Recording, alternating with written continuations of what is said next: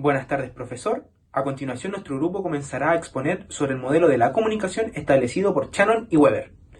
Para comenzar, Claude Shannon fue un ingeniero estadounidense nacido en el año 1916, quien empezó a trabajar el problema sobre la eficacia de los diferentes métodos existentes de transmisión de la información, tanto mediante el flujo a través de hilos o cables como el aéreo por medio de corrientes eléctricas fluctuantes o bien moduladas a través de la radiación electromagnética. Shannon, por su parte, orientó sus esfuerzos hacia la comprensión fundamental del problema y en 1948 desarrolló un método para expresar la información de forma cualitativa.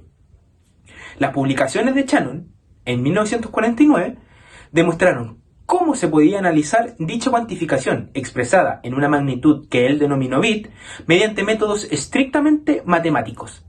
Así, de esta manera, era posible medir la verosimilitud de la información mutilada por pérdida de bits, distorsión de los mismos, adición de elementos extraños, etc.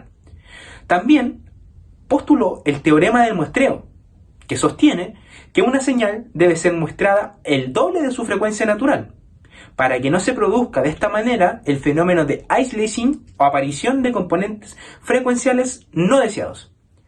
Por su parte, Warren Weber, nacido en Richburg, en Wisconsin, en el año 1894, fue un interesado en los estudios de los procesos técnicos de la comunicación durante los años de guerra. Cabe destacar que en el año 1849, en conjunción a Claude Shannon, escribieron el The Mathematical Theory of Communication. En 1948, Shannon y Weber establecieron una teoría matemática de la comunicación. Se trata de un modelo de comunicación o más exactamente de una teoría de la información pensada en función de la cibernética, la cual es el estudio del funcionamiento de las máquinas, especialmente de las máquinas electrónicas. Se trata de una unidad cuantificable que no tiene en cuenta el contenido del mensaje.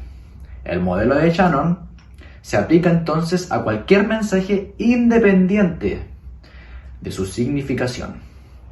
Esta teoría permite, sobre todo, estudiar la cantidad de información de un mensaje en función de la capacidad del medio. Shannon dice que el tiempo necesario para transmitir información es proporcional a la cantidad de información transmitida sea. Si se transmite más información, será necesario mayor tiempo. Shannon trató de establecer una ecuación matemática para medir el valor informativo de los mensajes, la fidelidad con la que se transmite el mensaje del emisor hacia el receptor, tomando en consideración la información como un valor cuantificable. Dentro de sus objetivos tenemos mejorar la eficacia en la transmisión de la información a través de 3 puntos.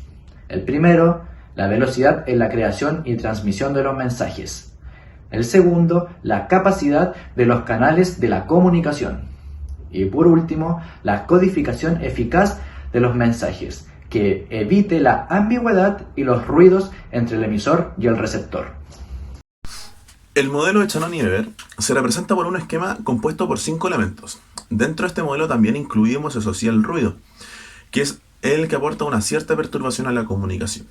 En primer lugar, tenemos las fuentes, el elemento emisor inicial dentro de este proceso de comunicación que produce un cierto número de palabras o signos que forman el mensaje a transmitir.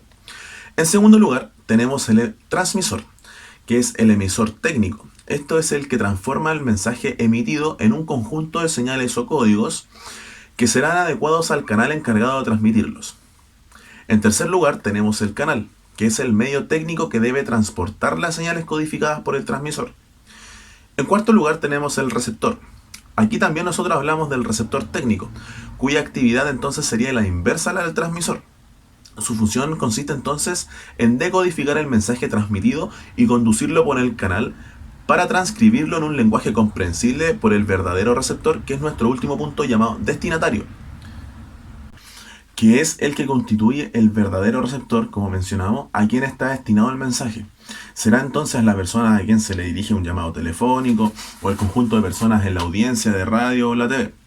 Y como hablamos primeramente, está el ruido, que es un perturbador que altera en diverso grado la señal durante la transmisión. Por ejemplo, ruidos en la interferencia de radio, también por ejemplo una voz demasiado baja o cubierta por la música, y en el plano visual podría ser la mancha sobre una pantalla. Entonces, el modelo de Shannon y Weber es muy atractivo debido a su relativa sencillez y flexibilidad, pero dicho modelo no explica más bien poco sobre el tema de la comunicación humana.